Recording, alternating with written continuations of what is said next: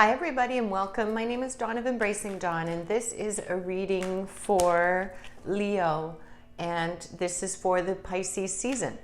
So it's a reading for Leo in Pisces season, which is starting, I believe we've just started it. We've just come out of Mercury retrograde as well. It's going direct. Okay. And what else? And Venus is going to play a big role in the Pisces season as well, of course, the energy of Pisces. So let's see what the focus might be over the next several weeks for you, Leo. Planting seeds.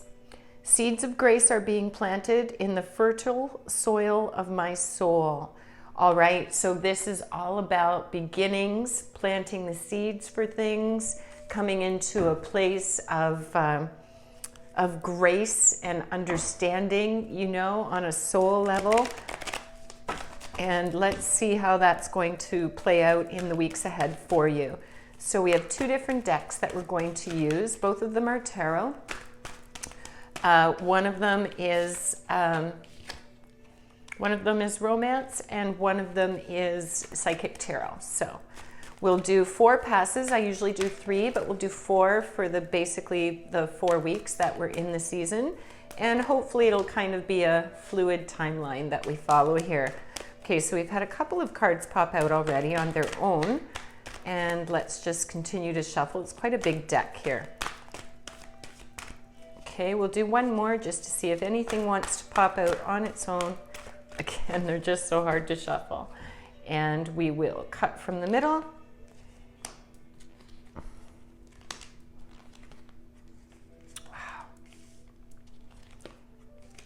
Got to slide them over slightly.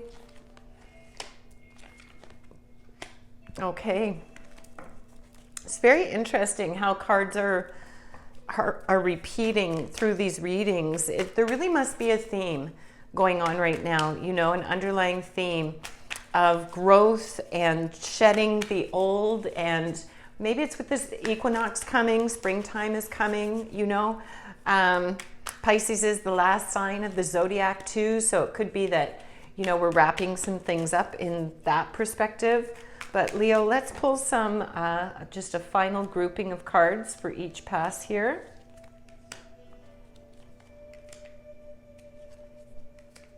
Okay. Okay, interesting, very good.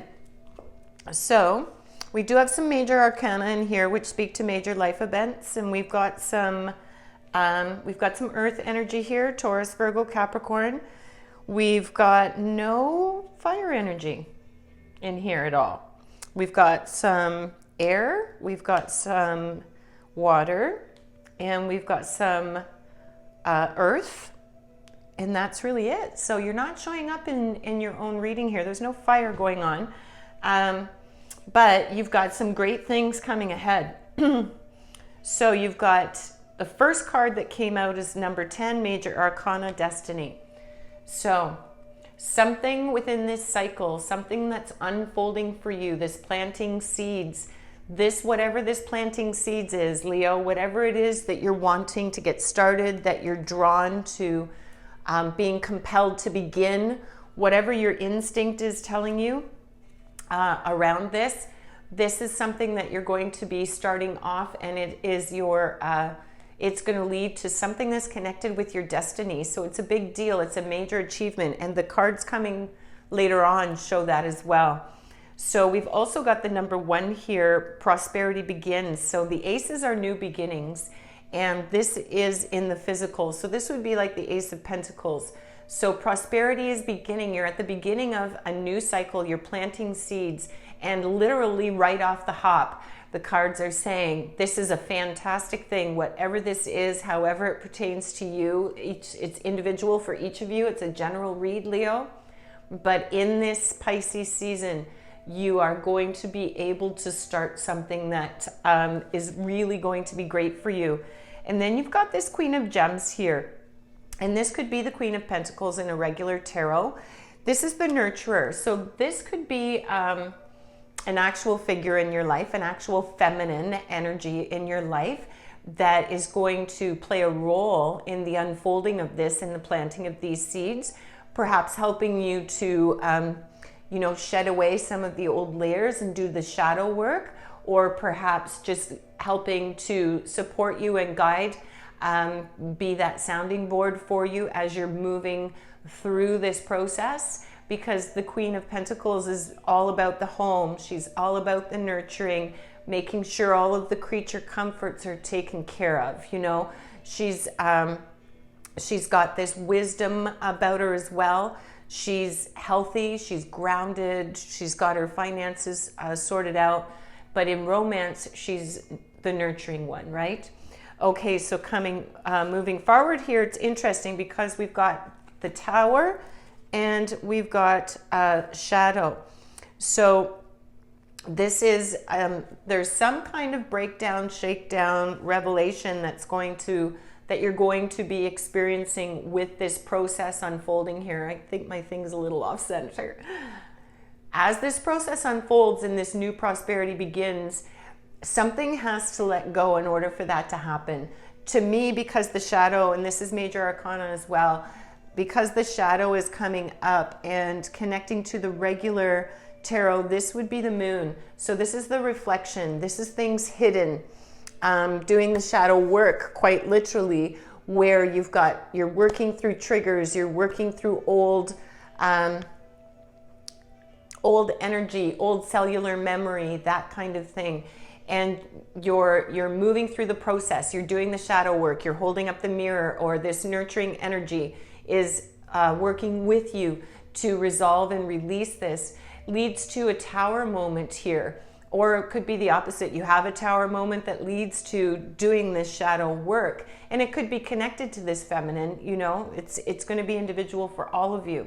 But again, this is about the planting of seeds and allowing things to become prosperous and grow. And whatever this is, it feels to me not so much like a physical Tower moment where something in your physical life is going to get tossed up. It feels more to me like this is internal. So it's either emotional or spiritual or a combination, you know, where you're upgrading, you're integrating, you're reassessing, you're realigning, all of those things. Because on top of that, we've got Major Arcana number 3, which is fertility. And this would be the Empress in the regular tarot. So she's the ultimate feminine, right? And we've got this beautiful, things are fertile now. So you see you've got the 3 rings, so to speak. You've got the beautiful green in the center. Then you've got the larger ring that goes around, you know, all the way at the trunk, the sacral, up to the crown. And then we've got the heart space in green. And then you've got your higher chakra energy surrounded in circles as well. A little bit of goosebumps here. So it's definitely connected to this fertility, this growing, this nurturing that's happening, because she's very much also the nurturer. She's all about fertility. Could represent literally, you know, new babies coming in, but she's just all about abundance and opulence and that emotional beauty. This is what this is about. And this is what's going to break through. This is what's going to unfold for you, Leo, as this Pisces window progresses, you know, as you're moving along. Now you're going to have to look at some shadow stuff, but I'm telling you, it's all beautiful. It's all beautiful. So moving forward, we have a repeating 3 here. We've got another 3, solar plexus chakra. So this is telling me that this is connected to the self-worth.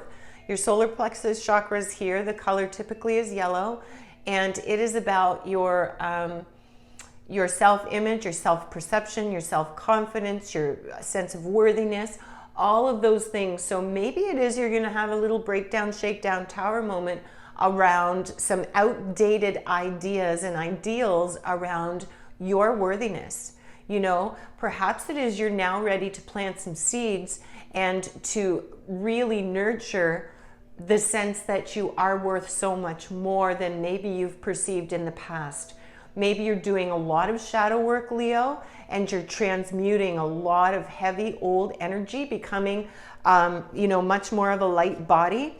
And that's transferring into the material world here, because we've got number 6, material and spiritual prosperity, on top of this solar plexus chakra. So doing that work and transmuting that energy of self-esteem, self-perception, self-confidence, you know, it does feel to me a bit like this is connected to that. So you're going to have a shift in your sense of worth. You're going to have an aha moment, a real deep one, like a deep moment of clarity, insight, understanding, change in perception you didn't have before, because there were things that were blocking that from the past. So it looks to me like this is opening up for you.